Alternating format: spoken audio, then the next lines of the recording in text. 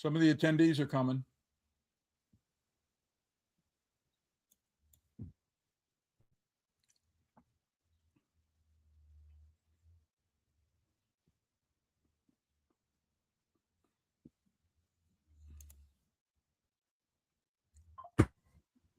All right.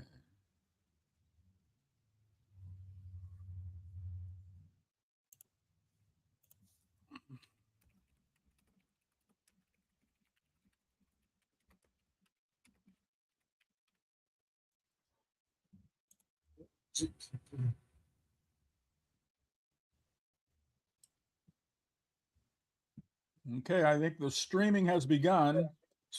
We're going to have a meeting in about 10 minutes with a special guest, special different time.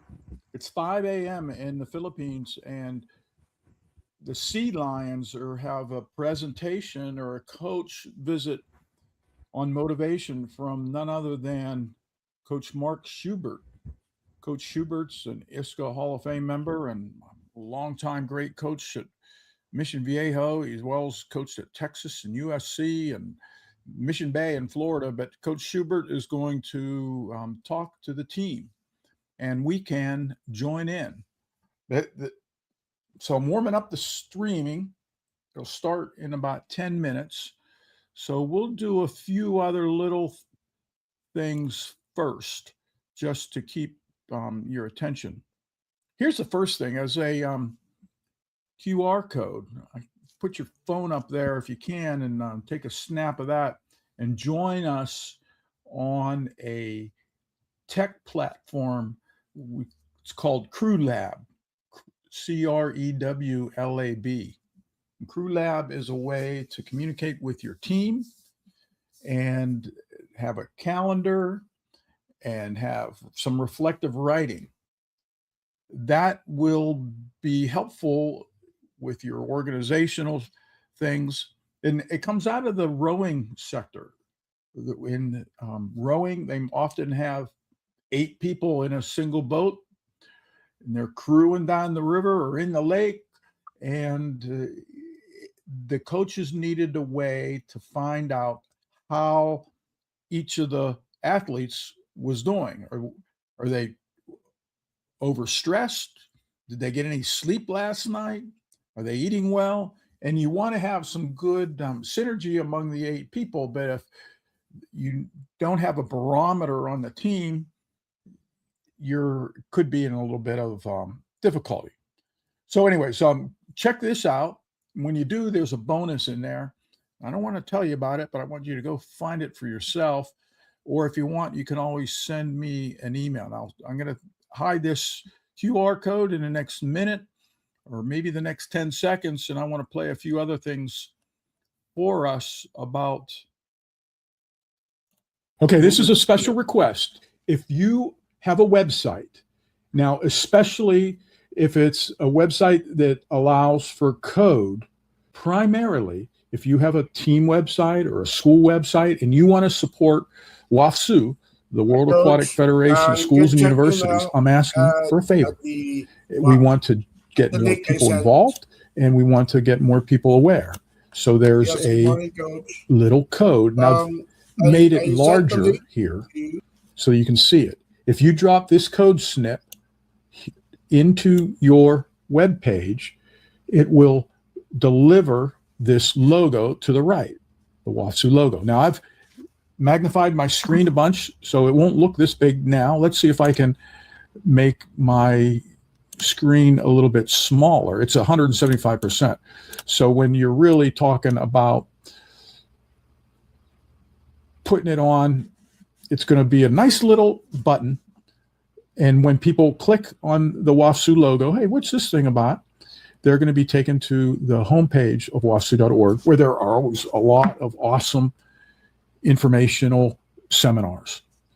So you get this code by going to a website called web.swimiska.org. And I'll also put this code now onto the WAFSU site. So this is a way to show support to WAFSU, pay nothing, and just allow for some recycled electrons to help promote the cause and mission of supporting coaches. Thanks for the consideration. If you need some help, I'm always available with an email. Good morning, good evening, and good afternoon for those who are coming from different places around the world. Okay, this is your chairman of the UCSSC welcoming you in the 2026, and we are thankful for the consistent attendees. We would like to persuade most of the coaches to upgrade themselves for the latest of coaching uh, knowledge that you can get coming from the UCSSC. The speakers coming from different countries, most of them are actually national coaches. We would like to ask you to at least spend about 1 hour to attend the UCSSC Sports Coaching Education. Thank you.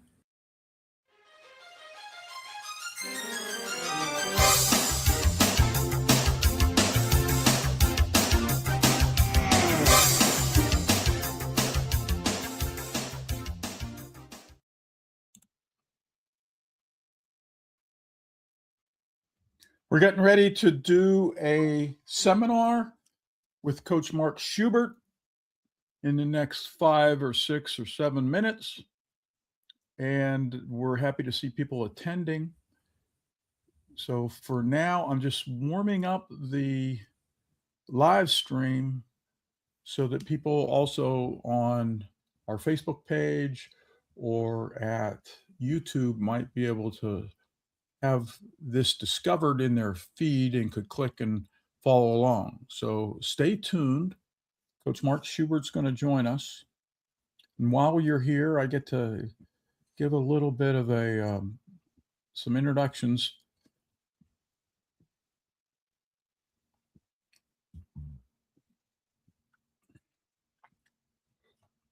Coach Dennis is at 5 a.m. in the Philippines.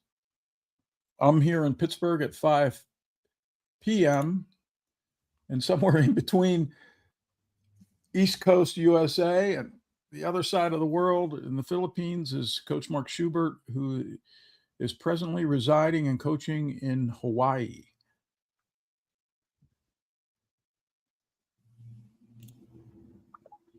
I hope Coach Mark is not having a hard time with checking in.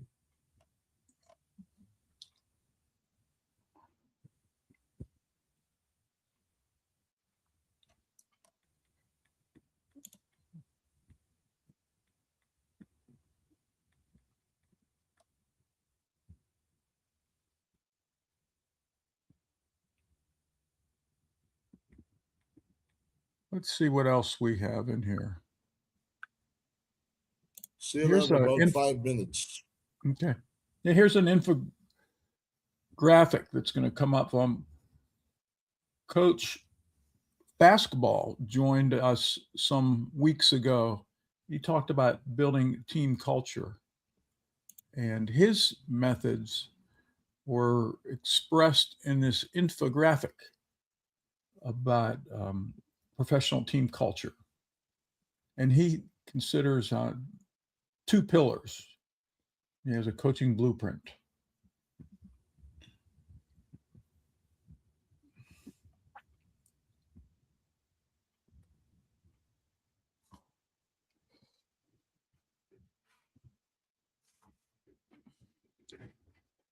Coach Mark Schubert is there already.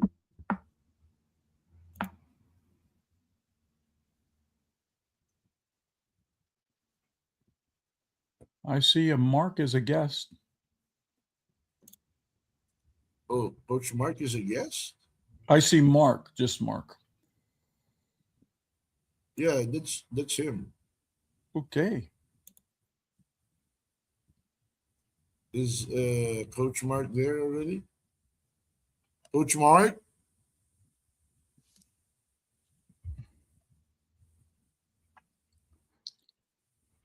Oh, yeah, Coach Mark is there already.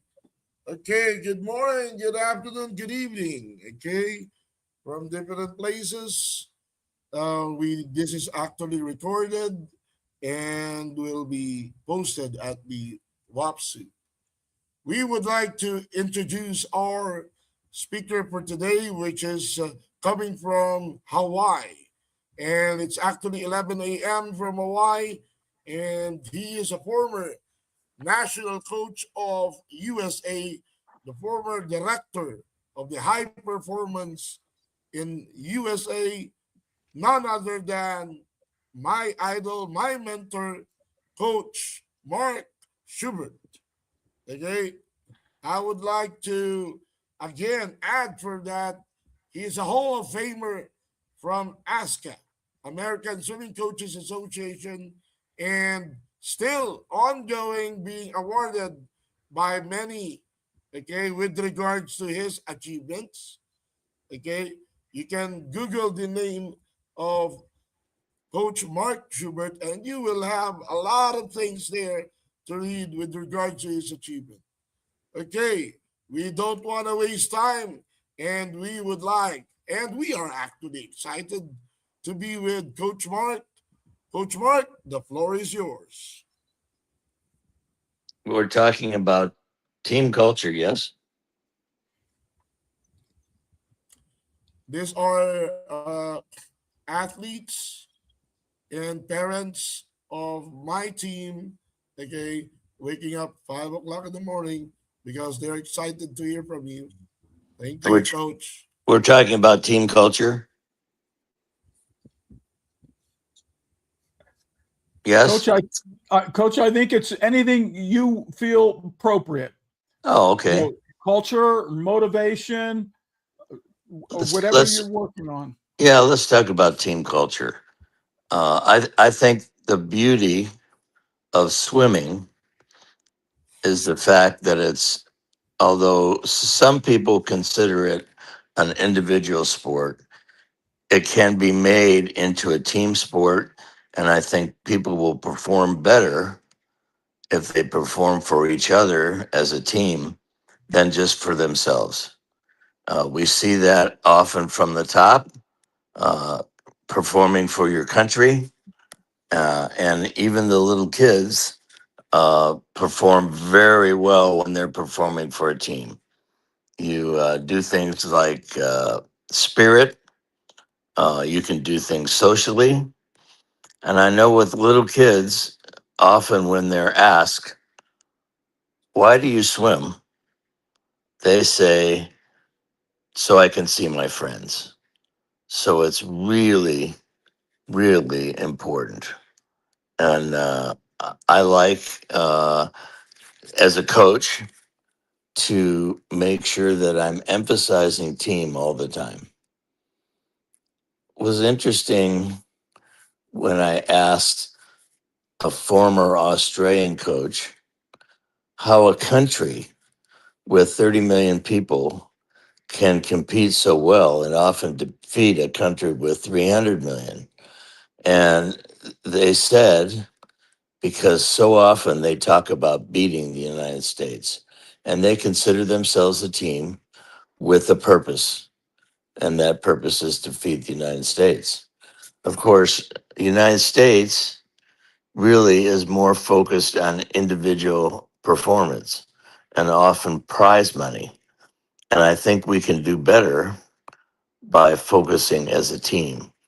And I think our new national team director will do a much better job of focusing our swimming as a team. And I anticipate that we'll have a much better performance in Los Angeles in 2028 than we did in Paris.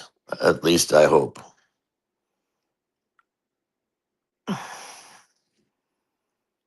Can you see me No, Coach. now? No, Coach. Huh. How about now? Yes, yes, yes, yes. Okay, Yes, now, Coach. I'm sorry. I think when athletes are young, you can always finish the practice with a team cheer. I try throughout my practice to talk about what we do as a team. Things like streamlining, things like underwater kicking, things like technique, various things in technique. and not just individual, but make it a thing that's a habit as a team, taking pride as a team doing things correctly. Uh, I like to talk about hidden training. Hidden training is the things that you ask the athlete to do that you won't see: nutrition, rest, visualization. Visualization is when you close your eyes and you see in your mind's eye swimming correctly, racing well, winning the race. Uh, that's something that athletes should learn to do, and they should learn to do it on their own. Although you can practice that as a team. Oftentimes, I will have my team lie in a quiet, dark place, close their eyes, and we will practice visualization. And it doesn't even need to be swimming. It could be laying on a beach, visualizing the blue sky, visualizing the waves crashing, uh, anything that you practice so that you can vividly see in your mind's eyes. Vivid as a high definition TV. This can be used in anything. I have used it in coaching. Students have used it in learning. Business people can use it in business. I teach a class in Japan every November where we teach this, among other things: uh, positive thinking. Uh, I try to correct my athletes, and sometimes the team can correct an athlete if they say something negative, particularly if they say something negative about themselves. You know, the mind is so powerful. If you think you can or you think you can't, you're right. That's a saying from Henry Ford at the beginning of the last century, and it is so true today. I have a picture in my office of a kitty cat looking in a pool of water, seeing himself as a tiger. And I think that's kind of what we're talking about. That see yourself as great. Sometimes we even say, fake it till you make it. In other words, I tell athletes Olympic year, act like an Olympian every day. And you do that by nutrition, rest, practicing visualization, and swimming like they're an Olympian every day. I often say you will swim fast if you train faster this year than you trained last year. If you train at the same speed, expect the same results. Uh, Swimming is not rocket science, it's hard work and focus. Focus on good technique, starts, turns, swimming itself. Focus on good underwater, which is known by Eddie Reese as the fifth stroke, and it is so important in swimming today. More so short course than long course, but still very, very important. Those are the things that you need to focus on. And if you do that every day in practice, who knows, you may become an Olympian, but you will be a lot better. Um, I just tell them every day, swim like you're an Olympian. Do the things that an Olympian would do to create excellence. Um, Other things that we do as a team is we have barbecues with the parents, social events, uh, cheering for your teammates in a important swimming meet or any swimming meet. Get used to having team cheers, being near the lane, cheering for your teammates. It is so powerful, the effect of a team will have on an individual performance. And I truly believe that team is the most important thing for swimming excellence. It's when you're part of the national team, and I've been blessed to coach 8 USA Olympic teams. The camaraderie and the spirit and the esprit de corps that we have had, not only in our country, but especially in the United States, has made us a very powerful swimming country. And again, like the Australians talk about beating the US, Americans talk about how fast they're going to have to swim, not only to make the Olympic team, but swim in the Olympics. Sometimes we find a situation where an athlete makes the Olympic team and swims slower in the Olympics. And I think that it's important when you're training to make the Olympic team that you're training to swim well, to swim your best time in the Olympic Games. We all know that the American Olympic trials are brutal. It's very, very hard to be in the top two in the United States. But if you can accomplish that, what we want is for you to swim your best time in the Olympic Games itself. And that's what's important about making the Olympic team. Any questions? Coach, can you can you basically define, okay, the best way to develop mental toughness? Well, I think that's a very, very good question. And I have to admit, I've never been asked that question before. Very intelligent. I think mental toughness is acquired by swimming a number of swimming meets. And sometimes we get so focused on doing a best time or a good time, we aren't as focused as we should be in winning.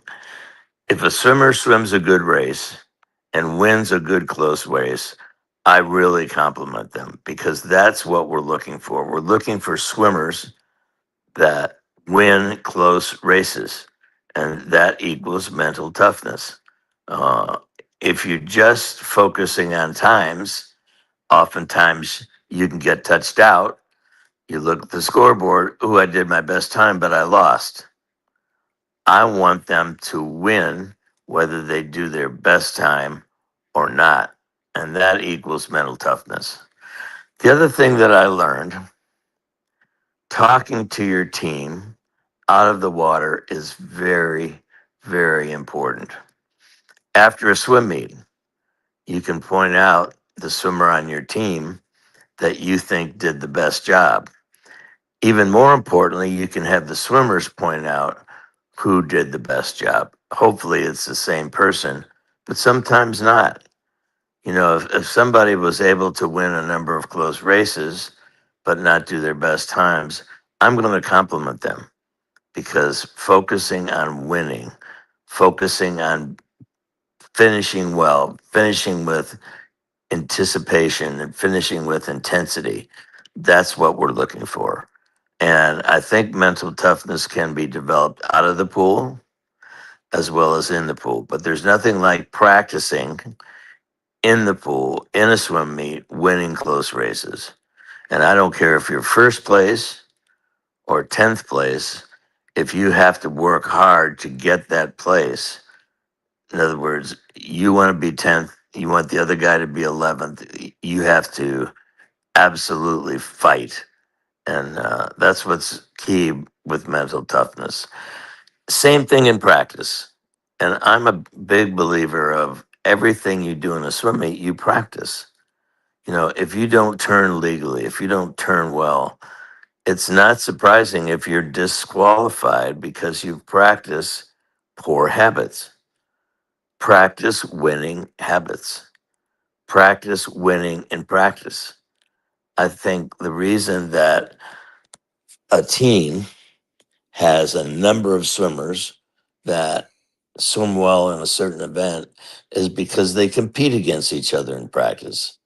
A great football coach who coached at USC and was a good friend of mine because I was at USC at the same time. His name is Pete Carroll.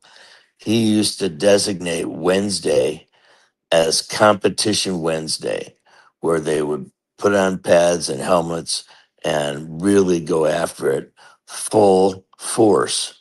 He wouldn't do that toward the end of the week because he had the game coming up. He wouldn't do it at the beginning of the week because they were somewhat fatigued from the game the previous week.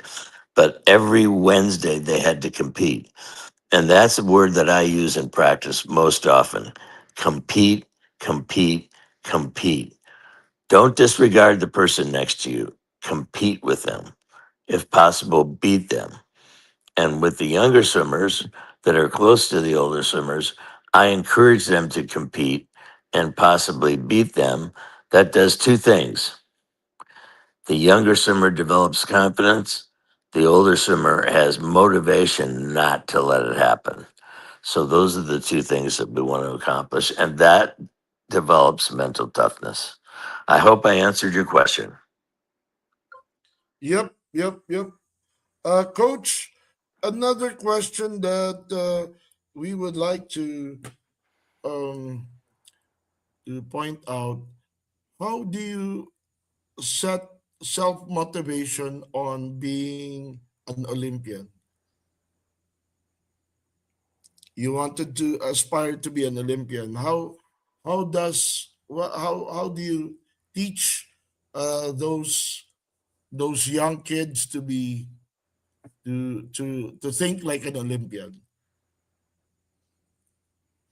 Well, I think you need to define what an Olympian is like.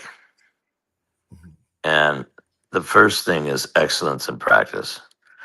I like to show video of great swimmers in competition and in practice so that we know what they do. I like films where Olympians talk about technique or talk about starts and turns so that the younger up and coming swimmers can see what great technique is like and what Olympians are striving to achieve. It's very simple. You need to have a goal. If your goal is to make the Olympic team, I hope that your goal will become doing your best time in the Olympic Games. Even though it may be harder to make the Olympic team, where you set your goals is important. I had a swimmer named Brian Goodell who won 2 gold medals at the Montreal Olympics and set 2 world records. He was in third place in the 800 freestyle halfway through the race.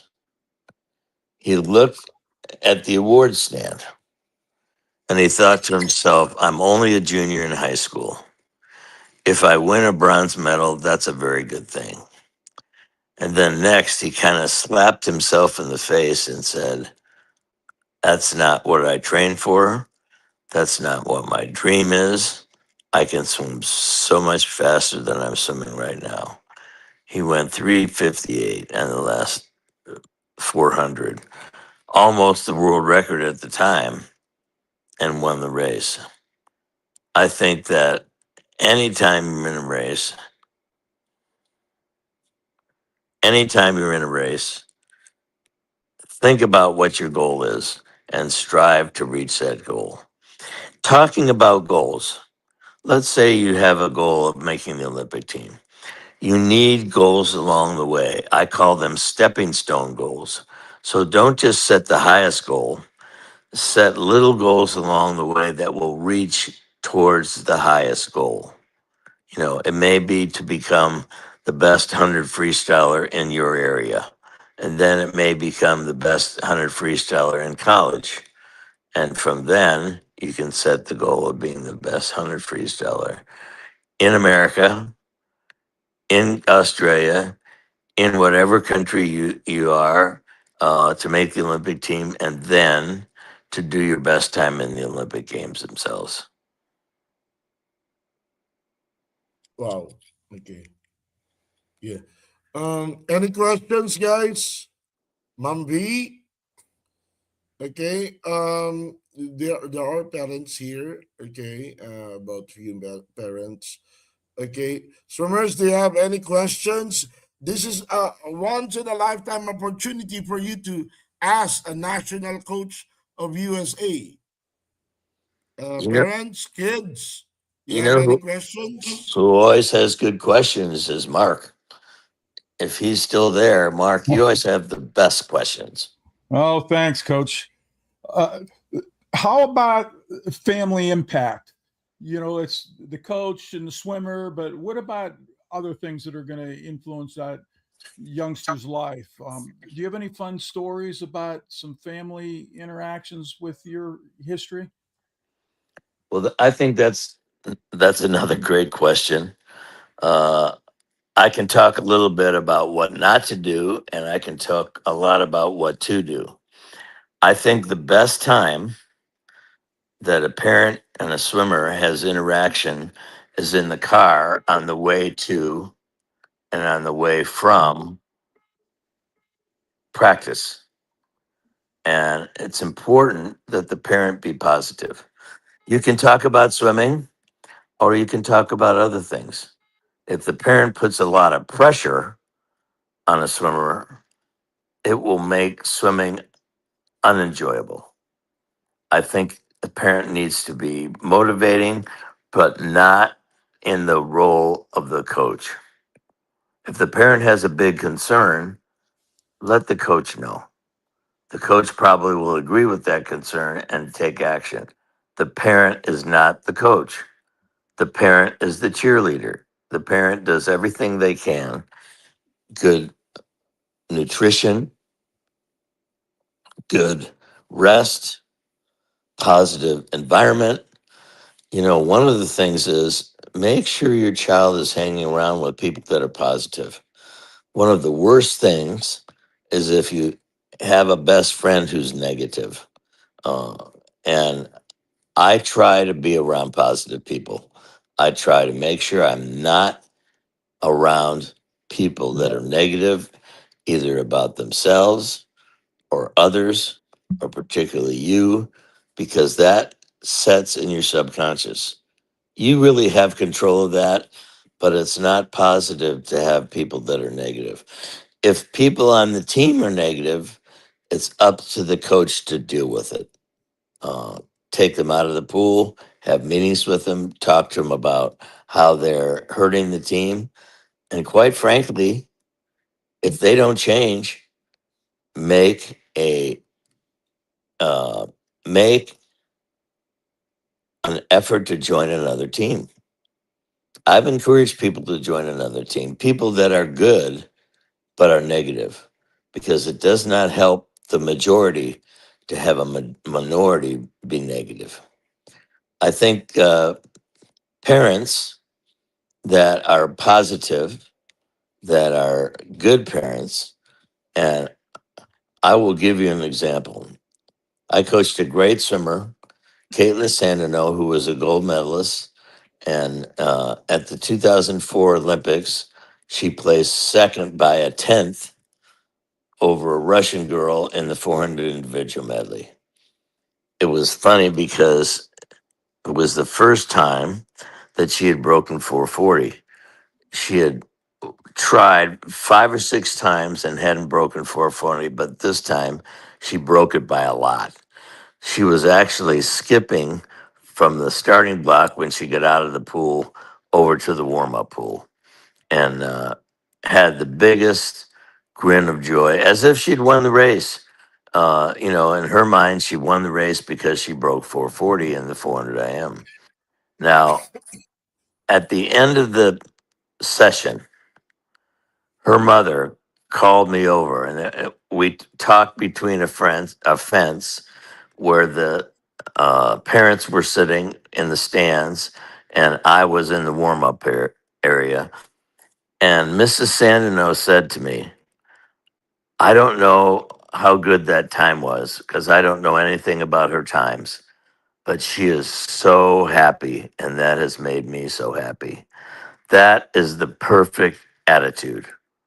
Not to be so engrossed in times and places, but to be focused on your child being happy and satisfied. And if they're not, help them in any way you can without trying to be their coach to be happy and satisfied. I just thought that was the perfect example. Yeah, sure is. Thanks. How you're in Hawaii now. How's the landscape of Hawaiian swimming? The club situation there. What are you finding about your new neighborhood there? Well, I think Hawaiian swimming is maturing.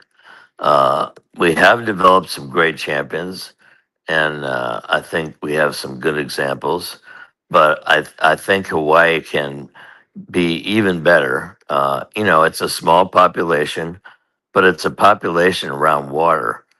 Everybody needs to learn to swim, and then we need to pick out the people that are most talented and encourage them to develop into great swimmers.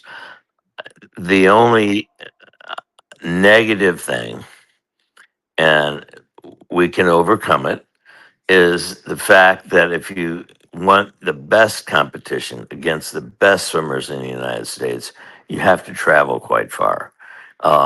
And, travel is a part of the challenge here.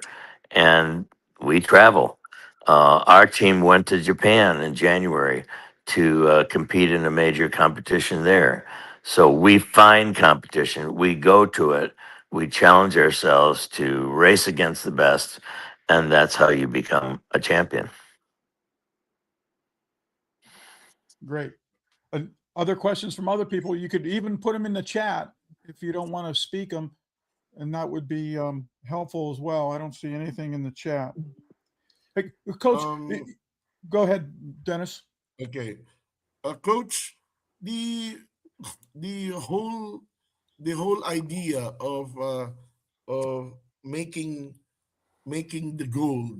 Okay, normally some of the kids are used on using visualization. Okay, what are the latest ways of approach on visualization, Coach? Well, I'll give you an example of Michael Phelps. Mhm. He would take each Olympic event that his goal was to win the event and to set a world record. He would take a 3x5 card, he would pin it above his head where he could see it.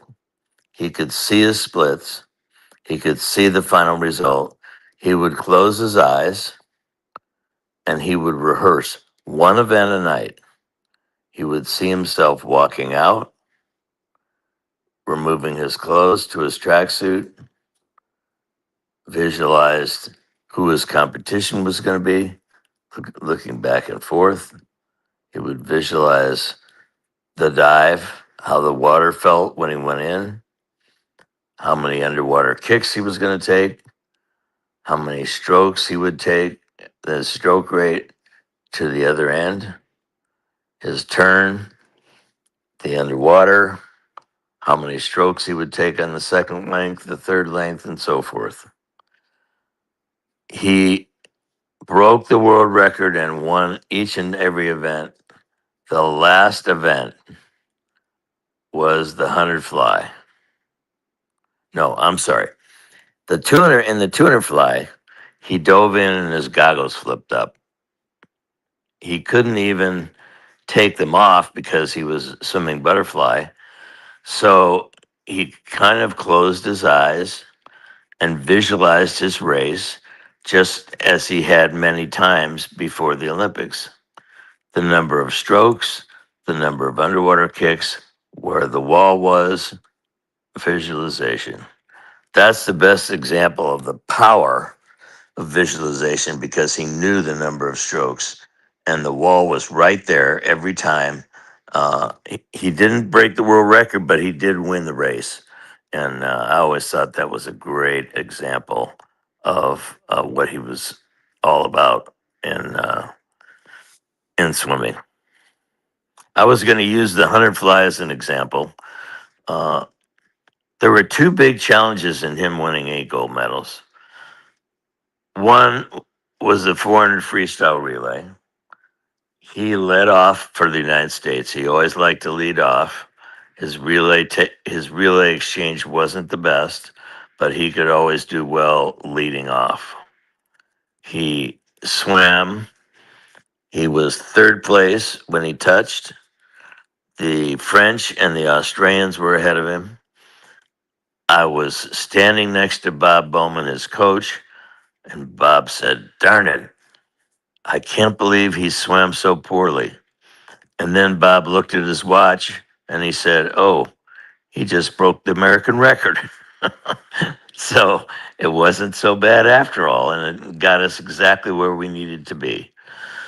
The second swimmer uh, got us ahead, and in my mind, had a great deal to do with winning the event. The third swimmer was Cullen Jones.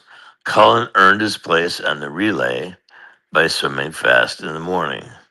He certainly earned that face and was close but behind, and Jason Lezak dove in. Sports Illustrated recently and ESPN had examples of the best finishes ever. The first one that they used as an example was Jason Lezak's swim at the end of the 400 freestyle relay. He used a technique called dragging. He was right on the lane line next to the French swimmer. The French swimmer was the world record holder, but because he was so close, he made the French swimmer go out too fast. And then halfway through the second length, you had the feeling the French swimmer uh, was in the lead, but Jason was right next to him. And then Jason began to move with a half a length to go and finished amazingly first in a split that wasn't bested in a long period of time and won the race. And to me, watching the every Olympic race since 1976, it was the best Olympic race I have ever seen. And although I've had a lot of Olympians that I've coached personally, I think his race uh, helping Micah win. The other event was the 100 fly.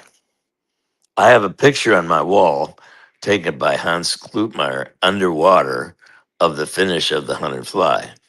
Michael does not have the uh, extreme speed that many people have, and not often in the 100 fly does he touch first, but he never gives up. His last 10 meters are fantastic. He just doesn't die like other swimmers. And it appears that Michael Cavic touched first. However, if you look at the underwater video, you'll see that Michael put more pressure on the pad than Michael Kevick did. And you have to put at least 8 pounds of pressure on the pad to set. So uh, Michael extended, he kicked hard, he finished hard on the wall. Michael Cavic finished soft, and Michael Phelps won by a hundredth of a second. Very close. So winning 8 gold. Hey, stop, stop. My dog is going crazy. In any case,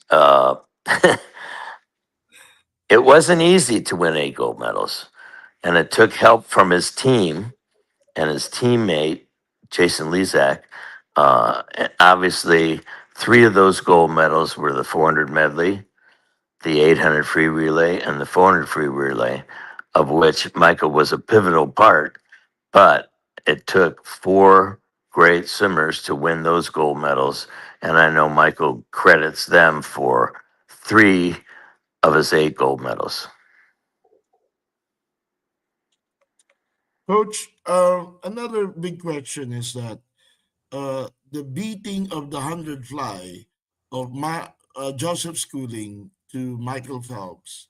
You mentioned he's really good on the last 10 meters, but I saw that Joseph Schooling went on okay, on a rampage on the first 50, beating here Michael Phelps on the first 50, and Michael Phelps thinks that he could still catch up and beat Joseph Schooling, but that did not happen.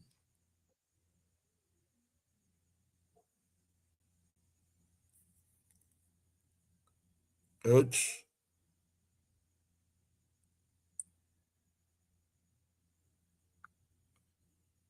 coach,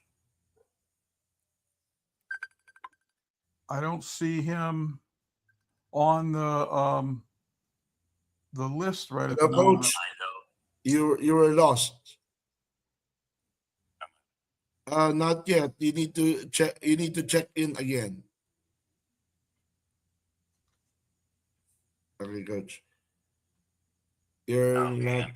Okay, okay.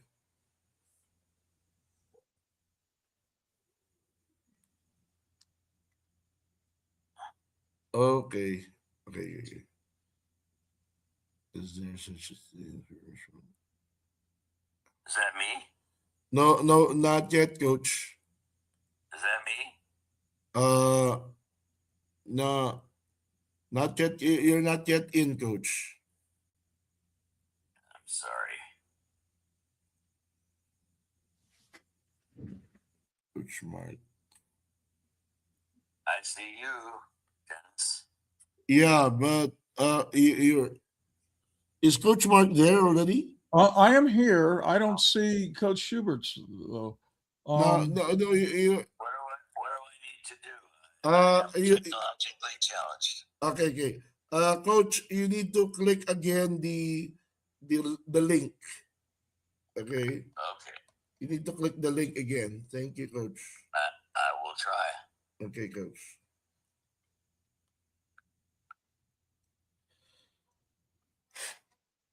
Sorry about that. Okay, okay.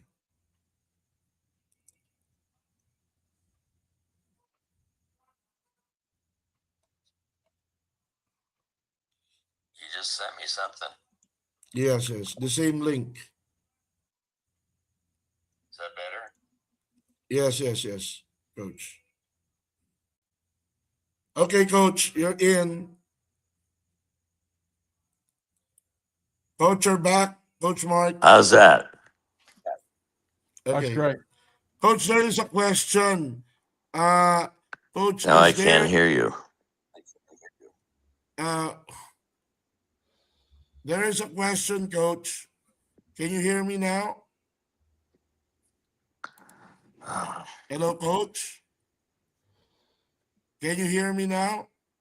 I hear you, Dennis. Mark, can Coach you hear Mark? me? I see you. Yeah, I hear you fine, but it's not good if you Yeah. can't hear us. Uh, You're Coach, can you hear us? Coach Mark? Send me the link again. well, you're on. No, no. You're here, but you're not. Then he just went out of the video. Okay, I'll kick him out of the room, and we'll try one more time.